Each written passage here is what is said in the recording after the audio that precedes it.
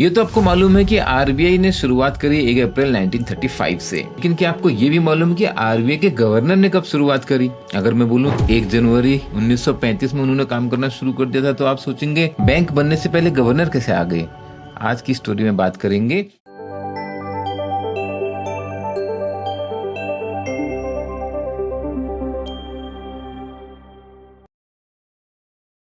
Welcome to iExamBee for 50% faster preparation. मेरा नाम है चंद्र प्रकाश जोशी और इस सीरीज में हम बात कर रहे हैं आरबीआई से जुड़ी हुई कुछ इंटरेस्टिंग एक्सपीरियंसेस, कुछ मेरे अपने, कुछ पढ़े हुए, कुछ सुने हुए। All these are going to help you in understanding the functioning of the central bank, demystifying the working of RBI. आप जहाँ पर जॉब करने जा रहे हो वहाँ पर काम क्या होने वाला है, कैसे ये 90 साल पुराना इंस्टीट्यूशन इवॉल्व हुआ है over a period of time.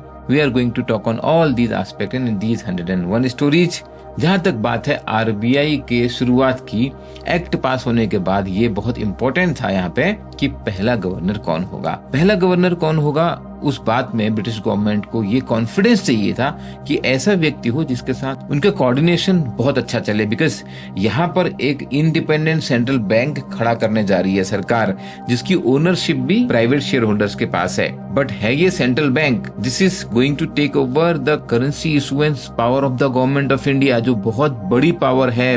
उसके अलावा बाकी फंक्शन तो हैं ही, public debt function, government bank function. November 29, 1934 को सर ऑसबॉर्न स्मिथ को आरबीआई का गवर्नर अपॉइंट कर दिया गया और उनको बोला गया कि 1 जनवरी 35 से आप काम शुरू कर दीजिए। सर ऑसबॉर्न स्मिथ में ब्रिटिश गवर्नमेंट का कॉन्फिडेंस इसलिए बहुत ज्यादा था कि उनको पहले बैंक ऑफ इंग्लैंड में जब वो वहाँ पे मैनेजर थे, वहाँ से 1926 में इंडिया भेजा गया था। शायद कहीं न कहीं ये बात रही होगी कि इंडिया में 1926 में ही हिल्टन यंग कमीशन बना था। ये बात तो चली रही थी कि एक अलग सेंट्रल बैंक बनाना है। और ऑसबॉर्न स्मिथ जो थे तो ऑस्ट्रेलिया से, कॉमनवेल्थ बैंक ऑफ ऑस्ट्रेलिया में उन्होंने काफी टाइम तक सेंट्रल बैंकिंग में काम किया था और उसके बाद वो बैंक ऑफ इंग्लैंड में आ गए थे लंदन में। इंपीरियल बैंक ऑफ इंडिया में 2 मैनेजिंग गवर्नर्स होते थे, उनमें से एक पोजीशन पे सर ऑसबॉर्न स्मिथ को बैठाया गया, जिससे कि उनको इंडियन बैंकिंग का एक्सपीरियंस हो जाए। और खास बात याद रखने की ये है, हमने पहले भी डिस्कस किया था कि ये गवर्नमेंट ऑफिशियल नहीं थे, ये इंडियन सिविल सर्विसेज से नहीं आ रहे थे। गवर्नर के साथ में 2 डिप्टी गवर्नर का अपॉइंटमेंट हुआ, एक जेम्स टेलर और दूसरे थे सर सिकंदर हयात खान। जेम्स टेलर का बहुत ज्यादा इंपॉर्टेंट कंट्रीब्यूशन रहा है आरबीआई एक्ट के बनने में भी। वो इंडियन सिविल सर्विसेज से थे, पहले सेंट्रल प्रोविंस में बेरार में काम कर चुके थे, उसके बाद कंट्रोलर ऑफ द करेंसी रहे थे, फिर एडिशनल सेक्रेटरी थे फाइनेंस मिनिस्ट्री में। और खास बात देखिए, ये बहुत ही दिलचस्प बात है जो बात तक भी फॉलो होती रही। उसी समय ये बात क्लियर की गई कि आरबीआई में गवर्नर, डिप्टी गवर्नर से अगर कोई भारत सरकार का अधिकारी जाएगा तो वो अपनी जॉब से रिजाइन करके जाएगा। यहाँ पर सर जेम्स टेलर को भी अपनी सिविल सर्विसेज से रिजाइन करना पड़ा और वहाँ पर ये भी ट्रेडिशन बनाया गया उस समय से ही, जो आज तक फॉलो होता जा रहा है, कि आप उस दौरान, जिस दौरान आप आरबीआई में एग्जीक्यूटिव के रूप में काम कर रहे हैं, उस दौरान आप पेंशन भी नहीं लेंगे, क्योंकि आप आरबीआई से फुल सैलरी ड्रॉ कर रहे हैं। आपकी पेंशन उस दौरान अबेयंस में रहेगी। उसके बाद भी बहुत सारे आईएएस ऑफिसर आरबीआई में गवर्नर अपॉइंट हुए हैं और यही प्रैक्टिस फॉलो होती आ रही है। इंडिपेंडेंस बनाए रखने के लिए ये जरूरी है कि आप भारतीय प्रशासनिक सेवा से रिजाइन कर दीजिए। 1953 में देश के आजाद होने के बाद एक बार सेंट्रल गवर्नमेंट ने एफर्ट किया कि ये एग्जेम्पशन दे दिया जाए इस बात में, डिप्टी गवर्नर की पोजीशन पे एटलीस्ट अगर कोई आ रहा है तो उसको आईएएस की पोजीशन से या भारत सरकार की सेवाओं से रिजाइन करने को ना बोला जाए, ना मैंडेटरी किया जाए। लेकिन रिजर्व बैंक का जो सेंट्रल बोर्ड है उसने इसका फेवर नहीं किया और बाद में इस बात पर सरकार ने भी कभी इंसिस्ट नहीं किया। जब मैं डॉक्टर वाईवी रेड्डी और डी सुब्बाराव सर की बुक पढ़ रहा था, उन्होंने इस बात का अच्छे से जिक्र किया है। दोनों ही आईएएस ऑफिसर थे।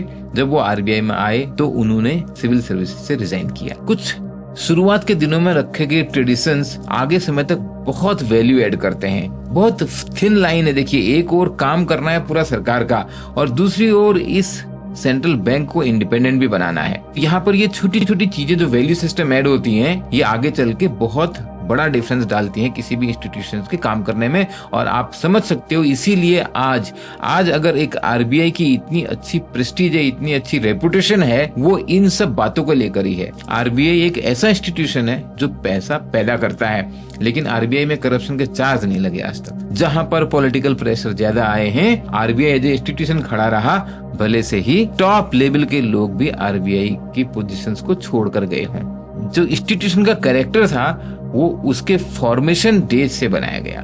ये जो एक्ट था पूरे भारत पे, यानी कि बलूचिस्तान से लेकर आज का जो म्यांमार है, उस जमाने का रंगून, पूरे भारत पे लागू था। जहाँ तक बात है इसके शेयर होल्डिंग की, कई लोगों का मानना होता था कि आरबीआई को शेयर कैपिटल की जरूरत क्यों है, क्योंकि आरबीआई तो खुद ही पैसे बनाने वाला इंस्टीट्यूशन है।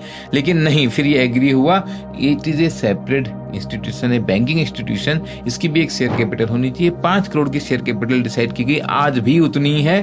और ये 5 करोड़ की शेयर होल्डिंग को ज्यादा लोगों में डिस्ट्रीब्यूट किया जा सके, इसके लिए जब इसकी लिस्टिंग की गई मार्च 1935 में, 4 दिन तक के ऑफर खुला रहा, 22 मार्च से लेकर 25 मार्च तक। और उस दौरान न्यूज़पेपर ने काफी एडवर्टाइज किया इस बात को कि ज्यादा से ज्यादा लोगों को इसमें अप्लाई करना चाहिए, जिससे कि ये बैंक भले से प्राइवेट रहे लेकिन कुछ खास लोगों के हाथ में ना पड़ जाए। और लोगों ने इसमें जम के अप्लाई किया। 100% ओवर सब्सक्राइब हुआ ये 5 करोड़ की कैपिटल के लिए, 10 करोड़ की एप्लीकेशन। ऐसा भी बोला जा रहा था कि लिस्टिंग होने से पहले 25 रुपए पर शेयर का प्रीमियम चल रहा है, कुछ ब्रोकर्स ऐसा कर रहे हैं। 19 के 28 के बिल में ये प्राविधान था कि इसका हेड ऑफिस रखा जाएगा बॉम्बे और ब्रांचेस रखी जाएंगी Delhi, Calcutta, Madras, Rangoon and London. लेकिन बाद में 93 का जो अमेंडमेंट आया उसमें लंदन को हटा दिया गया। प्रोविंशियल गवर्नमेंट के डेट फंक्शन पे उस समय कुछ गवर्नमेंट ने, जैसे मद्रास गवर्नमेंट ने ऑब्जेक्ट किया, उन्हें लगा ये पावर तो सेंट्रल बैंक के पास चली जाएगी। लेकिन फिर गवर्नमेंट ऑफ इंडिया ने इसके फायदे बताए कि किस तरीके से आपको आरबीआई की एडवाइस भी मिलेगी और सपोर्ट भी मिलेगा, तो बात लोगों को समझ में आई। जहाँ तक बात प्रिंसली स्टेट्स की है, लॉ में ऐसा प्रोविजन नहीं था, लेकिन प्रैक्टिकली बिकॉज जो प्रिंसली स्टेट्स थे वहाँ पर भी ये करेंसी चल रही थी, तो प्रैक्टिकली वहाँ पर भी आरबीआई के सेंट्रल बैंक के काम का असर आने लग गया। उस समय लंदन में होता था फिक्स्ड फिड्यूशरी सिस्टम, जो करेंसी इशू की जा रही है उसके against fixed amount of reserve रखे जाते थे। लेकिन इंडिया के केस में पहले ही दिन से प्रोपोर्शनल रिजर्व सिस्टम रखा गया। रिजर्व में होता था gold, pound sterling and coins issued by the government. जब आरबीआई ने काम करना शुरू किया, डे 1 पे भारत सरकार के पास जितना भी गोल्ड रखा हुआ था एज ए रिजर्व, वो पूरा आरबीआई को ट्रांसफर करने को बोला गया और आरबीआई को ट्रांसफर हुआ है। इसीलिए डे 1 से आरबीआई में डे 1 से इशू डिपार्टमेंट और बैंकिंग डिपार्टमेंट 2 अलग अलग बैलेंस शीट बनी। आज तक भी वो कैरी होते आ रहा है ट्रेडिशन। ये बैंक ऑफ इंग्लैंड से आया था, कई लोगों ने इसको एक अकाउंटिंग जगलरी माना, लेकिन इससे जो करेंसी में कंफर्ट है, एक लीगल टेंडर स्टेटस बनाए रखने की जो बात है करेंसी की, वो स्ट्रांग बनी रही। यहाँ पर इंटरेस्टिंग बात यह है कि एक और जहाँ रिजर्व रिक्वायरमेंट सिस्टम थी नोट इशुएंस के लिए, जो नोट इशू करे गए हैं वो रिजर्व बैंक की लायबिलिटी है। लेकिन रिजर्व बैंक के पास रखे हुए डिपॉजिट्स, जो बैंक ने डिपॉजिट्स रखे हुए हैं, वो भी रिजर्व बैंक की लायबिलिटी है। उसके लिए कोई रिजर्व सिस्टम नहीं था। जो बैंकों के पास डिपॉजिट है उसके लिए रिजर्व सिस्टम आ गया आज के डेट में, जिसको हम सीआरआर बोलते हैं। उस टाइम में जो बैंकों के पास डिपॉजिट है, टाइम डिपॉजिट, उसके लिए रखना होता था 2% रिजर्व आरबीआई के पास, और जो बैंकों के डिमांड डिपॉजिट्स हैं उसके लिए रखना होता था 5% रिजर्व आरबीआई के पास। लेकिन उसमें मेन पर्पस यहाँ पे क्रेडिट कंट्रोल नहीं था, मेन पर्पस था आरबीआई के पास फंड्स की अवेलेबिलिटी कराना, जिससे कि आरबीआई सेंट्रल बैंक के रूप में काम कर सके। 1 अप्रैल 1935 को काम शुरू किया गया। उसमें जो कंट्रोलर ऑफ करेंसी के ऑफिसेज होते थे भारत सरकार के पास, वो बन गए आरबीआई का हिस्सा, और इंपीरियल बैंक ऑफ इंडिया से बैंकर ऑफ द बैंक वाला फंक्शन ले लिया गया। इसको 1 अप्रैल से स्टार्ट करने का एक रीजन ये भी था, फाइनेंशियल ईयर क्लोज होता था 31 मार्च को, तो अकाउंटिंग बहुत क्लियर हो जाएगी 1 अप्रैल से, इसलिए 1 अप्रैल से आरबीआई ने फंक्शनिंग शुरुआत करी। शुरुआत के टाइम से ही, डे 1 से ही, जो करेंसी ऑफिस होते थे कलकत्ता में, बॉम्बे में, मद्रास में, लाहौर में, कराची में, रंगून में और कानपुर में, वो इशू डिपार्टमेंट के ब्रांचेस बन गए, आरबीआई में आ गए। दिल्ली में एक deputy controller of the currency का ऑफिस होता था, उसको अबेंडन कर दिया गया क्योंकि ये माना गया लाहौर और कानपुर से ही नॉर्थ इंडिया का करेंसी इशुएंस मैनेज हो जाता है। और बैंकिंग डिपार्टमेंट के लिए इंपीरियल बैंक ऑफ इंडिया, जिसको बाद में एसबीआई बोलते हैं, इंपीरियल बैंक ऑफ इंडिया के ऑफिस से बॉम्बे, मद्रास, कोलकाता, दिल्ली और रंगून में आरबीआई की शुरुआत हुई। आरबीआई को ये चीज एकदम क्लियर थी कि मुझे एक अलग इंस्टीट्यूशन बनना है, देश का सेंट्रल बैंक। अलग बिल्डिंग का कंस्ट्रक्शन भी शुरू कर दिया गया 1937 में। मार्च 39 में रंगून और बॉम्बे की बिल्डिंग तैयार हो गई। बॉम्बे की बिल्डिंग, वो आज लंबे वाला मेन ऑफिस नहीं, जो फोर्ट ऑफिस है, जिसको आज की डेट में मुंबई का रीजनल ऑफिस बोला जाता है, वो बिल्डिंग बन गई और बनाने का काम दिया गया था शपूजी पलुंजी एंड कंपनी को। आज भी ये कंपनी काम करती है। आप गेस कर सकते हो कॉस्ट कितनी रही होगी? लागत आई थी 25.55 लाख रुपीज। हाँ, लाख की बात कर रहा हूँ, इसमें जमीन की कॉस्ट इंक्लूडेड नहीं है। और जनवरी 1940 में लाहौर ऑफिस भी बन गया। जहां तक बात स्टाफ की थी, जो करेंसी ऑफिसर्स थे वो आरबीआई में आ गए, जूनियर लेवल के स्टाफ को तो सारा आरबीआई ने ले लिया, क्लरिकल लेवल पे रिक्रूटमेंट भी हुए, सीनियर लेवल पे इंपीरियल बैंक ऑफ इंडिया से टेम्परेरी लोग काम करने आए आरबीआई में और बाद में वो भी आरबीआई में एब्जॉर्ब हो गए। बहुत क्लियरली आरबीआई की हिस्ट्री में लिखा हुआ है कि उस समय भी जब आरबीआई में वैकेंसी आई तो बम्पर नंबर ऑफ एप्लीकेशंस आई थी आरबीआई में जॉब करने के लिए। रेपुटेशन तो डे वन से ही जबरदस्त थी। आरबीआई के लिए एक सील बनाने की बात आई जो आज की डेट में आरबीआई के एम्बलम पे आपको मिलेगी, बाद में उसको नोट पे लाया गया।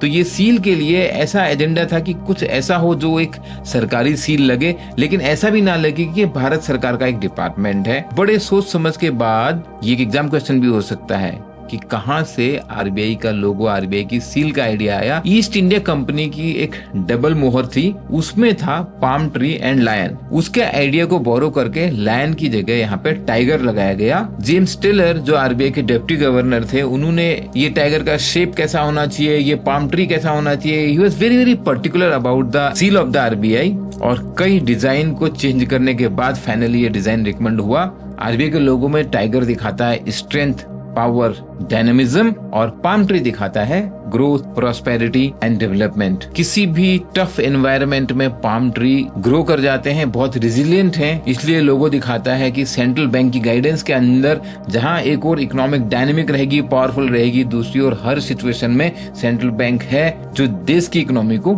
आगे लेके जाएगा। ऐसी छोटी छोटी बहुत सारी घटनाएं हैं आरबीआई के शुरुआत के दिनों की और आगे आगे हम स्टोरी को अनफोल्ड करते चले जाएंगे। आपके कुछ प्रश्न हो, आपके कुछ सजेशंस हो, please write in the comment. We at iExamBee are trying our best to unfold your potential, to bring the best out of you, to make your job preparation 50% faster. Wish you all the best.